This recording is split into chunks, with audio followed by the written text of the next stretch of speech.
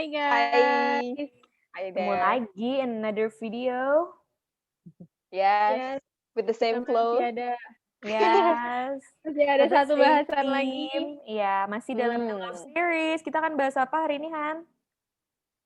Bahas attachment lagi untuk tipe yang terakhir, insecure yang terakhir yaitu fearful avoidance.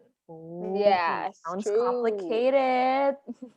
Iya. Kalau di apa video tuh yang paling? perkenalan, kayaknya kita bahasnya, namanya disorganized ya dulu. Kalau sekarang untuk Iya, disorganized. bahas tentang relasi itu istilahnya pakai fearful avoidance. Tapi kita sebutnya apa? Fearful aja. Fearful Full aja lah ya, biar pendek. Avoidance, berarti dia mirip-mirip dong sama avoidant yang sebelumnya nih, video kita yang sebelumnya. Sebenarnya iya sih. Iya, sebenarnya Jadi mirip. kayak kalau lo pengen paham yang ini, lo tuh nonton yang avoidant dulu, abis itu ntar lo datang ke sini, jadi lo bisa nyambung nih ngobrol sama kita gitu kayaknya deh ya. Kita kayaknya akan banyak nge-refer ke video yang sebelumnya, yang avoidant, karena emang mirip ya kayaknya, namanya aja mirip. True. Setuju. Betul. Oke. Jadi Bo, coba bisa ada yang bantu jelasin nggak Ibu Orhani? Pak Hani udah mau gimana Bo nyebut pas kecil? Ya gue mau nanya ke Tibo. Pas kecilnya dia gimana gitu. Jadi nih, waktu kecil ini kalau orang yang masuk ke kategori fearful atau disorganized ini biasanya orang tuanya itu ada di rumah. Kalau anxious, seperti di video sebelumnya, orang tuanya sibuk kan biasanya, mostly di luar rumah. Ada gitu ya. Kalau ini nih, kalau tipe fearful ini, orang tuanya tuh ada di rumah, tapi biasanya mereka distant atau self-absorbed gitu, sibuk sendiri di rumah pun. Jadi kenapa si fearful ini tuh sebenarnya mungkin kita overview ya secara umum, jenis tipe attachment yang insecure ini itu gabungan antara avoidant dan anxious. Jadi at the same time dia menolak, tapi at the same time juga dia tuh sebenarnya mencari gitu loh. Seeking attention, seeking affection gitu. Mereka nyari. Mungkin karena ya tipe yang confusing ini loh di rumahnya dia dulu, orang tuanya tuh ada physically there, tapi distant dari mereka gitu loh. Jadi mereka belajar untuk avoid, tapi mereka juga belajar bahwa ada kok sebenarnya figure attachment gue. Gitu. Termasuk ini nggak sih hasil dari pola asuh yang neglected ya nggak sih? Bener nggak sih? Neglected ini juga bukan sih bisa. tipenya? Iya, bener ya? Bisa. Ya neglected sebenarnya karena dia sebenarnya ada di rumah tapi dikacangin gitu loh, Nin, sama orang tuanya. Gitu. Jadi mungkin keluarnya nih ya ke orang itu adalah dalam bentuk mereka tuh selalu cemas dengan terhadap orang-orang yang mereka harus rely for security gitu. Orang-orang yang harusnya mereka merasa nyaman dan aman, itu mereka selalu cemas terhadap orang-orang yang kayak gitu. Mungkin nih karena mereka ada sedikit trait avoidant-nya, mereka nggak terlalu jadi mereka untuk orang-orang yang nggak deket mungkin gampang mereka mendismiss orang-orang tersebut, tapi justru untuk orang-orang yang deket terhadap mereka, terhadap yang kayaknya gue bergantung sama mereka, itu mereka anxious gitu. Ini tuh karena gabungan kan, jadi kalau misalnya di anxious itu kan orangnya dia butuh banget attention dari orang lain, tapi dia menunjukkan kalau dia butuh, jadi kan keluarnya jadi clingy ya, jadi tantrum kalau anak-anak gitu. Tapi kalau di fearful ini dia tuh merasa butuh mencari atensi orang lain, tapi dia nggak mengekspresikannya gitu.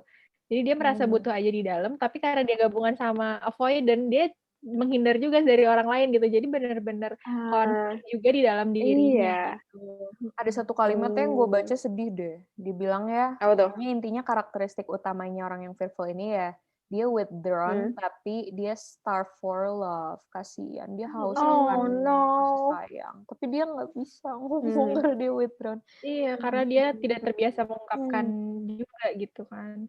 Iya, makanya mungkin ada istilah lainnya disebutnya disorganized karena sebenarnya itu sangat tidak terorganisir gitu ya antara si kebutuhannya dia dengan act yang akhirnya tertampil dari dia gitu, kayak semuanya mix gitu ya. Betul. Terus mungkin di video-video sebelumnya kita pernah bahas tentang yang dua aspek itu loh, yang self confidence sama social confidence. Nah, untuk orang-orang yang fearful ini, mereka berada dalam kategori yang dua-duanya negatif. Jadi self-confidence-nya mereka negatif, tapi ke social juga mereka nggak punya kepercayaan sama sekali, negatif juga. Makanya katanya orang-orang dengan si fearful ini, mereka tuh sering kali tumbuh besar dengan pikiran mereka percaya bahwa mereka itu unworthy of love. Jadi mereka nggak pantas untuk dicintai gitu biasanya. Oh baby. Karena ya self confidence nggak ada, tapi kepercayaan sama orang luar juga nggak ada. Jadi mereka ngerasa, aduh kayaknya gue nggak layak untuk dicintai. Sedih banget sih. I see. Iya, berbarengan dengan itu makanya ini kan ya, si yang di quadrant attachment salah itu yang si anxiety, level anxiety sama level avoidance itu dua-duanya jadi tinggi gitu ya. Karena kan kalau si self sama social confidence-nya minus kan, negatif kan rendah. Yang ini dua-duanya tinggi gitu. Jadinya iya, mereka katanya complicated sih. Mereka katanya self worth-nya kayak extremely low sih dibandingkan dengan orang-orang yang lain. Mungkin kalau yang lain oke lah insecure, tapi masih ada hal-hal yang bisa menaikkan mereka. Nah, kalau orang yang masuk ke kuadran ini tuh memang dia biasanya self worth-nya rendah gitu. Sangat rendah gitu ya. Iya. Kalau dalam hubungan tuh mereka jadi serba takut gitu. Mereka tuh takut terlalu dekat sama orang, tapi mereka juga takut terlalu jauh sama pasangannya gitu. Jadi kayak jadi bingung gitu kan. Pasti mereka sendiri dalam dirinya tuh penuh dengan kebingungan tadi gitu. Makanya dibilangnya kalau misalnya orang yang fearful avoidant ini kalau menjalin suatu hubungan itu seperti naik roller coaster gitu. Bener-bener yang wah naik turunnya tuh sangat ekstrim banget gitu. Sangat ekstrim banget ya Allah. Ya jadi gue menghayatinya kalau misalnya punya pasangan yang tipe attachment-nya kayak gini tuh jatuhnya jadi kayak kitanya tidak mendapatkan apa sih ya, perhatian atau love yang konsisten ya, karena orangnya sendiri aja tuh mau deket, entar dia menjauh. Kayak tarik ulur layangan gitu ya nggak sih? Sesungguhnya ya. Iya. Sesungguhnya nih, kalau mau jahat nih ya ngomong, capek sebenarnya berhubungan dengan orang yang kayak gini. Kenapa? Karena misal lo sama orang yang avoidant atau lo sama orang yang anxious, lo bisa baca pattern-nya gitu loh. Mereka bisa dipuaskan at some point. Misal, orang anxious bisa divalidasi atau dikasih konsistensi, mereka terpuaskan. Kalau orang ini, lo serba salah gitu loh. Karena mereka personally juga, mereka tuh nggak tenang. Ketika mereka lagi sama orang, mereka nggak tenang. Ketika mereka lagi sendiri, mereka nggak tenang. Jadi reaksi mereka ke orang juga, kalau lo in a relationship sama mereka, unpredictable, Nin. Jadi kayak bener-bener, apa ya, kayak kadang dia bisa ngerespon secara avoidant, dia kayak nggak peduli, kayak apa. Tapi kadang dia clingy gitu, jadi kayak, lo maunya apa? Kebayang nggak sih kayak ini akan menyebabkan pertengkaran yang kayak apa gitu. Karena mereka unreadable banget gitu. Iya.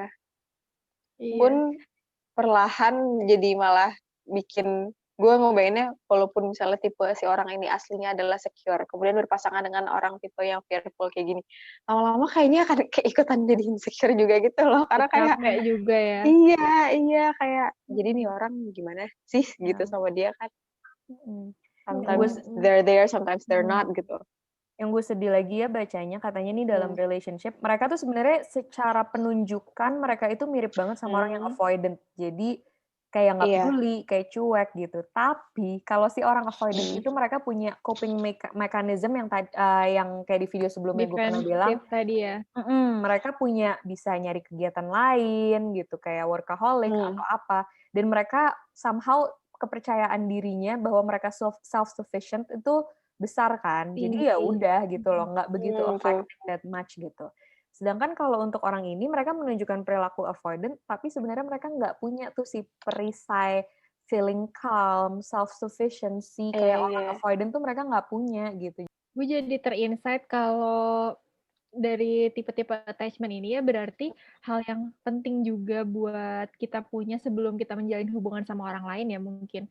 Itu salah satunya adalah ya kita bisa menyadari apa yang kita mau ya, apa yang kita suka, apa yang kita mau, intinya mengenali diri sendiri. Karena kan gitu kalau secure tadi kan dia udah tahu nih dirinya seperti apa, terus yang dia mau gimana, yang dia nggak mau gimana. Terus kalau si anxious dia tahu juga dia mau dapat perhatian gitu. Jadi dia bisa berperilaku seperti apa ke pasangannya. Terus kalau yang avoidant bisa dia bisa tahu kalau dia tuh nggak mau sama orang lain misalnya, atau dia maunya orang lain tuh seperti A, B, C tadi kan, karena dia controller, seringnya sebagai controller gitu. Sedangkan kalau fearful ini kan sebenarnya susah menjalin hubungan karena tadi kan, karena dia sendiri nggak tahu apa yang dia mau gitu, nggak paham dirinya sendiri lah gitu istilahnya. Iya. Oke, tapi bukan berarti tidak bisa di-handle kan, guys? Iya, enggak. Kayaknya nih, orang-orang fearful ini tuh sebenarnya mereka high achieving, berarti kan mereka sebenarnya capable ya as a person gitu. Iya. Tapi karena dalam diri mereka itu mereka self esteemnya sangat rendah, mereka bahkan kayak udah high achieving pun, meskipun kayak achievementnya tinggi pun, mereka akan selalu merasa empty gitu di dalam dirinya. Kayak padahal sebenarnya kalau misalnya dia mengikuti tipe avoidant gitu kan, misalnya lo high achieving dan lo bangga akan achievement lo, ya udah lo nggak merasa kosong di situ gitu. Atau kayak mungkin kalau misalnya ngikut ke anxious ya dia maksudnya nggak mengejar high achievement banget tapi lebih ke diri dan social gitu kan. Tapi ini kayak dia udah high achieving, dia tidak menghargai dirinya sendiri gitu loh. Gue tuh pernah bacanya, Bu, si feeling emptiness-nya itu yang kayak ada yang hilang dari dianya itu, yang kayak hollow gitu kan. Itu tuh karena itu tadi pola asuh neglected dari orang tua kan. Jadi sebenarnya si tipe ini pun masih bisa terhandle, masih bisa dibantu, disupport atau kayak diajak perlahan-lahan untuk bergeser gitu ya tipe attachment style-nya gitu agar bisa lebih baik, biar lebih adaptif juga dengan show genuine care atau love gitu loh. Karena yang hilang adalah itu gitu dari masa kecilnya dia gitu. Jadi yang dia tidak bisa rasakan, dia tidak tahu gimana rasanya dan dia takutkan juga at the same time tuh itu gitu. Makanya feel-nya empty walaupun dia udah punya achievement atau apapun itu karena kayaknya core-nya bukan itu gitu deh. Yang hilang tuh bukan itu core-nya. Kalau nggak salah, gue baca di mana ya? Gitu. Kalau gitu berarti cara handle-nya ya karena ini gabungan anxious sama avoidant, cara handle-nya pun juga digabungan dari dua itu ya berarti. Maksudnya di satu sisi kayak tadi tuh menunjukkan kalau kita care sama orang itu, tapi juga jangan maksa kalau dia masih belum mau terbuka gitu kan. Harus ini lebih fragile lagi gitu loh, kayak harus lebih udah mana harus sabar, harus hati-hati, harus constantly ngasih validasi kayak oke. Respon ya benar. Memang jadinya harus kombinasi juga gitu cara handle-nya. Makanya karena cara handle-nya harus kombinasi, jatuhnya jadi hanya orang-orang yang genuinely memang care sama dia kan, yang mau memprovide effort sebesar itu gitu kan, untuk memberikan dia comfort ya kan. Iya, betul-betul. Kalau dari yang gue baca ya, kan kita sempetnya di video sebelumnya, mungkin di video anxious ya, kita ngomongin tentang gaslighting tadi. Kalau anxious itu kadang mereka prone tuh masuk ke hubungan yang gaslighting. Nah kalau ini jangan ditanya. Sebagai apa nih? Sebagai victim. Mereka lebih... victim aku yang anxious tadi ya? Enggak, ya mereka juga. Tapi maksudnya kalau orang anxious, kayak itu cuma ada kecenderungan tendensi aja gitu loh. Bisa gitu loh mereka masuk ke hubungan yang seperti itu. Nah, untuk yang fearful ini, mereka tuh lebih parah lagi sebenarnya. Mereka sangat prone untuk masuk nggak hanya ke hubungan yang gaslighting, tapi ke hubungan yang biasanya emotionally sama physically abusive gitu. Dan mereka will stay in that relationship gitu. Karena mereka tuh mungkin akan lebih parah dari orang yang anxious juga ketika mereka ngerasa ter-reject nih sama partnernya, mereka akan super clinging sama orang itu gitu. Jadi apa ya, kayak makin disakitin makin nempel gitu loh. Jadi sebenarnya mungkin mereka tuh lebih desperate daripada anxious untuk punya partner gitu ya. Kalau anxious mungkin menurut gue mereka tahu apa yang dicari. Oke, mereka nyari attention. Mungkin kadang nggak bisa ngebedain positif sama negatif attention. Tapi ya mereka tahu gitu loh, itu yang mereka cari. Nah kalau fearful kayaknya mereka kurang paham nih apa sih yang mereka cari. Makanya kayak gitu tadi, mereka prone to stay gitu loh. Terjebak di hubungan yang toxic. Mungkin untuk kalian yang merasa kalian adalah orang yang memiliki tipe attachment fearful avoidance ini, benar kan ya? Fearful avoidance ini biasanya nih salah satu trait utama mereka dalam relationship adalah mereka tuh mirip sama orang anxious, jadi people pleaser. Mereka itu biasanya jadi campuran sih. Kalau orang anxious itu people pleaser, kalau orang avoidant mereka punya kayak topeng yang mereka ingin tunjukkan ke lingkungan gitu. Jadi kayak itu bukan not the real them gitu kan. Kalau orang fearful ini, mereka tuh biasanya pakai topeng yang membuat mereka likable gitu loh. Jadi mereka pakai topeng yang people pleaser tadi. Jadi ini gabungan antara avoidant sama anxious itu.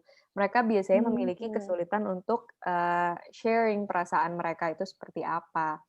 Makanya nih, sebenarnya sih, mungkin untuk pasangannya juga, mungkin untuk orang yang memiliki tipe attachment fearful juga, salah satu kunci utama yang bisa membuat relationship itu bertahan lama, mungkin salah satunya memberikan validasi itu sama kayak orang yang anxious, tapi validasinya lebih kepada I accept you for who you are gitu loh. Karena orang ini pakai topeng gitu. Orang yang fearful ini biasanya pakai topeng dan mereka takut ketika orang lain melihat mereka tanpa topeng itu, mereka tuh pikirannya kayak orang anxious tadi. Kalau gue berantem, ini semua berakhir gitu. Nah, kalau orang fearful tuh kayak kalau topeng gue ketahuan, kalau mereka tahu gue orangnya bukan orang yang kayak topeng gue, they will leave me gitu. It's the end of it gitu. Sebenarnya kadang nggak kayak gitu, tapi mereka memutuskannya sendiri. Bahkan contoh misalnya dalam pertemanan nih. Ketika dia pertemanan makin deep dan temennya terus menyadari bahwa lo orangnya sebenarnya kayak gini gitu.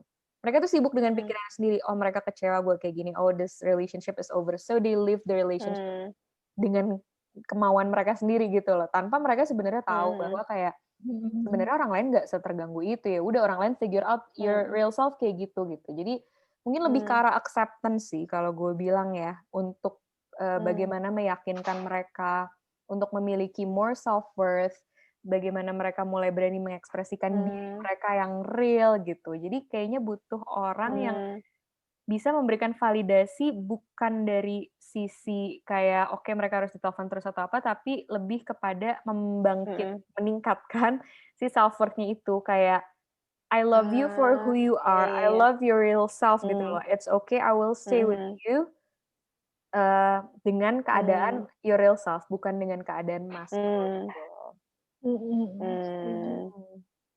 I see. Itu tadi kan kalau ini ya, itu tadi kan kalau orang lain punya teman atau kenalan yang fearful gitu ya. Gimana kalau orang yang fearful itu sendiri untuk mengatasi dirinya gitu? Kalau dari yang gue baca sih, ya balik lagi ya, harus mengenali diri kita, apa yang kita mau gitu. Jadi core value di dalam diri tuh apa gitu, yang disuka apa, yang nggak disuka apa gitu kan. Terus sama coba tingkatin ini sih kayak self love gitu. Jadi benar-benar coba mencintai diri sendiri, menerima diri sendiri. Pokoknya intinya baik sama diri sendiri gitu. Kayak jangan selalu berpikir negatif tentang kemampuan diri kayak gitu. Jadi bisa meningkatkan juga tadi kan self worth kita kayak gitu.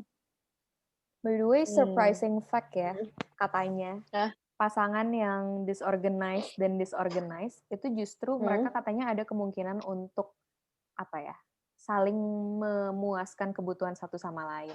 Karena mungkin mereka can understand, iya karena mungkin mereka bisa mengerti satu sama lain on a real level gitu. Kayak kalau lo dengan orang secure jauh banget gitu kan, kayak ya mungkin bisa dipandu sama orang secure, tapi jauh banget dari situ. Kalau lo sama orang disorganized. Kalau lo sama orang avoidant atau sama orang anxious, ya mereka pun punya insecurity sendiri dan lo kayak double it gitu loh. Jadi kadang malah lebih nggak bisa working sama yang lain. Tapi kalau misalnya sama disorganized, mereka tuh punya titik vulnerable yang sama. Jadi mungkin mereka bisa sharing hal itu. Saling pengertian gitu kali ya. Kuncinya memang kayak yang Hani bilang tadi, mungkin karena mereka harus menyadari dari diri sendiri dulu ya, gue orangnya seperti apa. Ketika mereka both menyadari gue seperti ini, dan kita sama, mereka justru can make things work gitu. Oh, yeah, there's a hope. Senang. Iya, benar-benar. Menarik ya. Iya, menarik banget. Seperti roller coaster video kita hari ini, gue merasanya. Iya. Karena kayak fact-nya begitu-begitu, itu ada hope-nya. Oh, I like it. I love hope. Okay. Yes. Alright then, guys. Oke, sangat insightful ya pembicaraan hari ini, dan lumayan berat kalau menurut gue. Iya, karena cukup dalam bahasnya ya. Iya, dan cukup kompleks juga gitu si tipe ini ya, si tipe attachment ini gitu. Nggak bisa dibilang sederhana juga sih yang kemarin, tapi yang ini kayak double kompleksnya gitu. Karena memang kombinasi. Kayak kulit kombinasi aja, ribet kan? Iya benar-benar. Tapi walaupun kulit kombinasi aja ada harapan ya nggak sih? Apalagi tipe attachment ada harapan dong. Ada harapan. Iya betul. Bukan you are worthy, tidak bisa happy. Yes, you deserve to be happy juga gitu ya kan. It's okay to open up. Oke deh. Yes. Oke deh kalau gitu. Video ini bisa membantu dan menginspirasi kalian-kalian dalam menjalin hubungan yang long lasting, yang harmonis. Amin. Dan juga mungkin memahami diri sendiri ya. Yes. Amin. Yes. Supaya bisa mengarah yang lebih baik. Sampai nih? Kayaknya this is the last episode about attachment ya nggak sih? Next episode tuh udah akan ganti topik lagi nggak sih? Tapi masih di dalam love series ya nggak? Iya betul. Tapi mungkin ada yang punya ide buat konten love series apa yang mau dibahas, boleh banget ya di komen di bawah. Silakan komen. Yes. Tapi kayak masih nyambung nih untuk next video. Ya nggak sih? Kita akan membahas something terkait dengan love. Guess what it is? Surprise aja lah. Iya. Pokoknya. Yes. Masih nyambung sekarang. Oh iya benar. Itu betul. Yes. Oke deh. Pokoknya yang udah nonton video ini, kalau misalnya belum nonton video-video yang kemarin, tonton dulu aja. Biar nyambung guys, karena omongannya nyambung gitu. Iya benar. Kalau merasa jadi relate, coba sok didiskusiin sama teman yang lain, gitu. Teman yang lain suruh nonton dulu ya kan. Habis itu baru diskusi bareng. Iya. Karena kita nggak jauh, kita akan ketemu tipe yang mana kan, buat jadi pasangan kita atau jadi teman kita gitu. Iya, mungkin bisa ajak pasangannya, ajak temennya nonton juga supaya ngertinya bareng-bareng. Karena kalau ngerti bareng-bareng tuh lebih enak banget sih untuk maju ke depannya. Iya, harus kayak gimana? Bisa saling ngerti. Setuju. Siap, semangat. Oke, thank you guys. Kalau gitu terima kasih diskusinya hari ini. Udah mendengarkan sampai habis. See you on the next video.